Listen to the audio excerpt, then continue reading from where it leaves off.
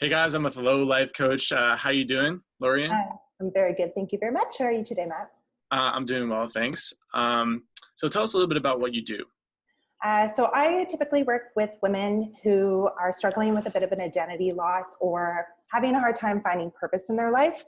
And typically a symptom of those two things is low self-esteem or lack of confidence. So for me, I like my mission is really to help empower women to rebuild confidence and have a sense of identity and sense of self so that they can feel empowered to go on and live a fulfilling life. I find that a lot of people that I've been working with, the common theme is just that they kind of just feel in this standstill and they're on autopilot and they don't really know where they need to go, how to get there, where they lost themselves, and kind of like how to put all that together. And like what caused, like why did they arrive at this place where they're now on autopilot and they're kind of out of touch with their identity?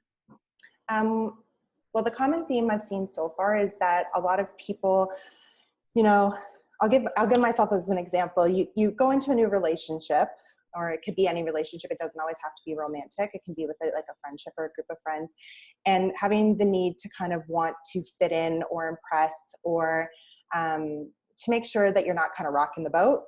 And you go into this by, being cheery and wanting to do things that other people want to do. And you do it for so long, you get to a place, if you're lucky, to realize that you don't really do the things that used to fuel your soul or get you pumped and get you excited.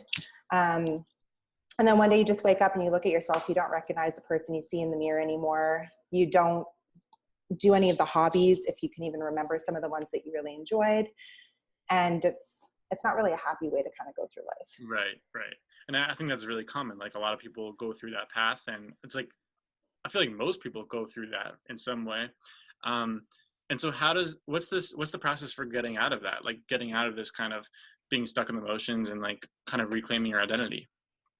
Well, I think the first step is figuring out if it's an all or nothing kind of thing. I think some people just lose it in different aspects of their life, whether it's like a career or a friendship or like in the relationship, but sometimes it can be like a full faucet kind of thing. So the first thing is figuring out, is it everywhere? Maybe trying to figure out where it happens. So a lot of us begin to build these patterns that we don't even realize. So like, again, I'll use myself as an example. In the past, I've always kind of delved into relationships and being the people pleaser and not realizing until probably in my late 20s that I was constantly trying to refigure out who I was every time I got out of a relationship, because I had adapted so many of my hobbies and things, like even music I liked, into the relationships. I mean, I don't know if anyone's seen Runaway Bride, but that's a really good example when Julia Roberts just ate the eggs that the guys always liked and didn't really have her own thing. Yeah, and it sounds like exactly what, like, you shared your story with me. It sounds like it's spot on. Yeah, so just trying to figure out what the pattern is and what's triggering it, and then kind of reverse engineering and going back and trying the different things that you used to find passion in and where you found a lot of joy in trying those things again. I mean, not always are those going to be things that bring you fulfillment later in life, especially depending on how old you are, or if you have the capacity.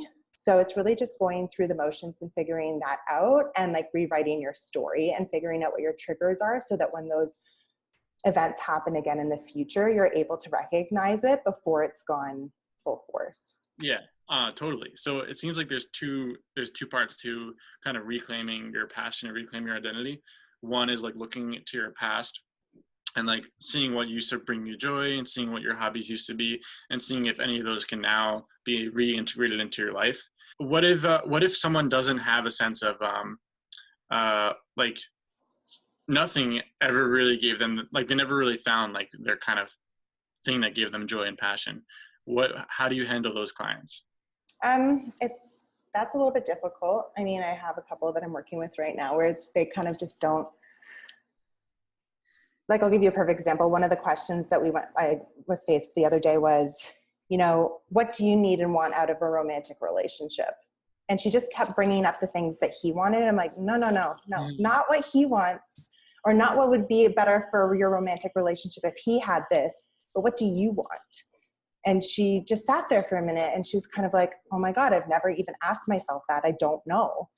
So I gave her homework, and her homework was to, just to write, to not even think about it, and just to write out, if I were super happy and feeling connected to somebody, what would that look like to me? Mm. So painting a picture, is that the standard way to do it? No, like there's not one way to do it. And I think there's going to be some exploration that has to happen for it. But it also just comes down to like our basic human needs. I think there are certain things that we don't even realize that we consume ourselves in these little patterns from like a super young age because it's comfortable for us and it's safe. And then one day you wake up and you're like, I'm in this safe space, but I'm not happy.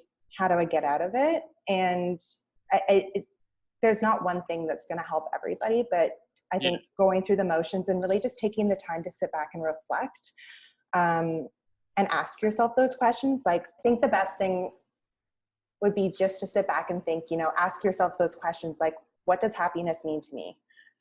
Right. First of all, because if you don't even know what happiness means to you, you can't find out what's going to bring happiness to you if you don't know what that looks like to you first, right? So being able to attach a feeling to a word so that you're able to be like, oh, that's it when you find it. Does that make sense? Right. It makes a lot of sense. And I like that you're incorporating like writing exercises into the coaching, because really that could be the best way, as you said, use your own words, like paint the picture of what you really want, whether that be in your relationship or your career or whatever area it is, but really writing it out and brainstorming, taking the time to look into yourself. And I think that's, like, as you said, the problem is people don't know what they want. So the challenge is like going into yourself and really, really taking the time to deliberately paint and visualize what you want, so then you can more easily get it. Yeah, so I think visualizing is the first step. Attaching a feeling to it's the second, so that it makes it more concrete and wanting to pursue it. Mm-hmm. And then the last part is, okay, if I were to be able to attain this vision, what actions do I have to take to get there? Right. So it all ends in behavior and action change. Yeah. Right. Awesome. Yeah. Anything else you want to share with us? And if there's a way for people to get in touch with you through a website or something, like what's the website that they can go to?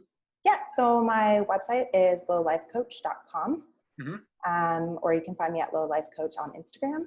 Cool. And the last thing I just have to say is that everyone has something that's super unique about them, that's super gorgeous. And, we need to stop trying to be other people and the people that we see on social media or the influencers are out there, because they all have their own vices and demons that they're facing. And we're only just getting to see this really glamorous, beautiful shot and not the story behind it. And just be happy with what you have, because what you have is beautiful.